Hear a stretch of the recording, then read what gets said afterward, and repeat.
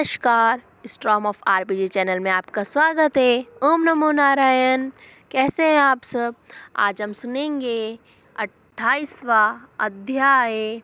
धर्मदत्त ने पूछा, हे देवराज, जय और विजय ने अपने पूर्व जन्म में ऐसा कौन सा पुण्य किया जिससे भगवान विष्णु का रूप धारण करके वे उनके द्वारपाल हुए? प्राचीन काल में वृंदबिंदु की पुत्री देवहूति से कृदम ऋषि द्वारा केवल देखने मात्र से ही 2 सुंदर बालक उत्पन्न हुए। उनमें से बड़े का नाम जय और छोटे का नाम अजय हुआ। बाद में देवहूति के गर्भ से कपिल देव जी भी हुए। जय और अजय दोनों ही विष्णु जी के बड़े भक्त और धर्मदाता थे। दोनों ही नित्य प्रति अष्टाक्षर मंत्र का जाप करते थे और विष्णु जी का व्रत करते थे। भगवान इन दोनों भाइयों पर अत्यंत प्रसन्न थे और नित्य पूजा के समय इनको दर्शन दिया करते थे। एक समय राजा के निमंत्रण पर देवऋषि नारद जी गणों सहित राजा के यज्ञ में पधारे। उस यज्ञ में जय ने ब्रह्मा और अजय ने पुरोहित बनकर यज्ञ को संपूर्ण करवाया। यज्ञ की विधि पूर्वक समाप्ति हुई। मारुत राजा ने जय और अजय को बहुत सा धन दिया। वे दोनों भाई दक्षिणा लेकर अपने आश्रम में आए। धन का बंटवारा करते समय दोनों भाइयों का आपस में झगड़ा हो गया। जय ने अजय से कहा कि धन के बराबर बराबर भाग होने चाहिए। अजय ने कहा कि जितना धन जिसको मिला है उतना धन उसका ही है। तब जय ने क्रोध में आकर अजय को श्राप दिया कि तुम धन लेकर नहीं देना चाहते हो, इसलिए तुम ग्राह हो जाओ। अजय ने जय का श्राप स्वीकार कर लिया और जय को श्राप दिया कि तू अभिमानी है, इसलिए हाथी हो जा।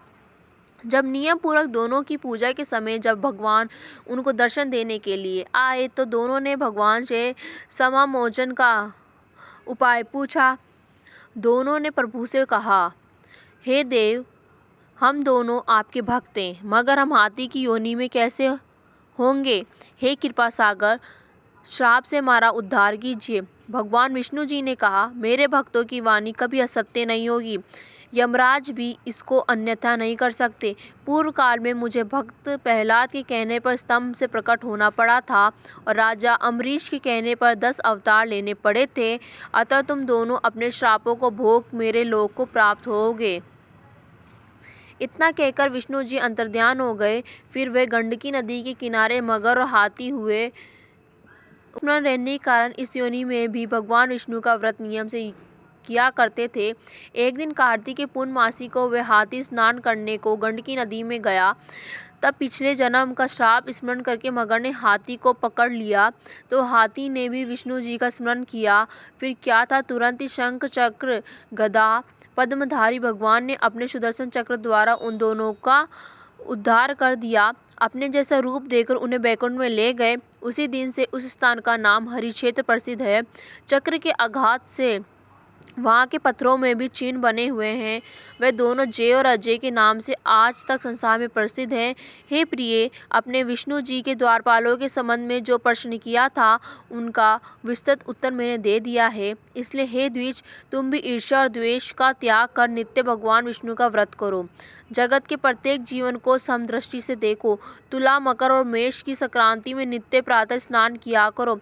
तुलसी वन की रक्षा किया करो। एकादशी व्रत किया करो। गो, ब्राह्मण, वैष्णवों की सेवा के लिए हर समय तैयार रहा करो। व्रत करने वालों को मसूर दाल और बैंगन के साग को कभी भी प्रयोग नहीं करना चाहिए। हे धर्मदत्त, ऐसा करने पर तुम शरीर त्याग कर हम लोगों के समान गति पाओगे। भगवान विष्णु को प्रसन्न करने वाले इस व्रत के समान फल देने वाला तीर्थ, दान और यज्ञ दूसरा और कोई नहीं है। हे प्रिय, हे विप्र, तुम धन्य हो, क्योंकि तुमने विष्णु को प्रसन्न करने वाला व्रत किया है, जिसका आधा फल तुमने कलह को दे दिया है। उसके बाद हम कलह को बैकुंठ में ले जा रहे हैं। तब नारद जी ने कहा, हे राजन, इस प्रकार धर्मदत्त को विष्णु भक्ति का उपदेश देकर कलह को साथ लेकर विष्णु के पार्षद बैकुंठ को चले गए और धर्मदत्त भी उनके आदेश अनुसार विष्णु के व्रत में तल्लीन हो गया। जब उसका देहांत हुआ तो वह स्त्रियों सहित विष्णु भगवान के लोक को गया। हे राजन, जो कोई भी प्राचीन काल के इस इतिहास को सुनता और सुनाता है वह अंत में विष्णु लोक को प्राप्त होता है। धन्यवाद।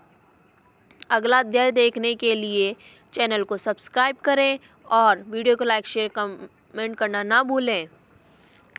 ऐसे ही वीडियो देखते रहें।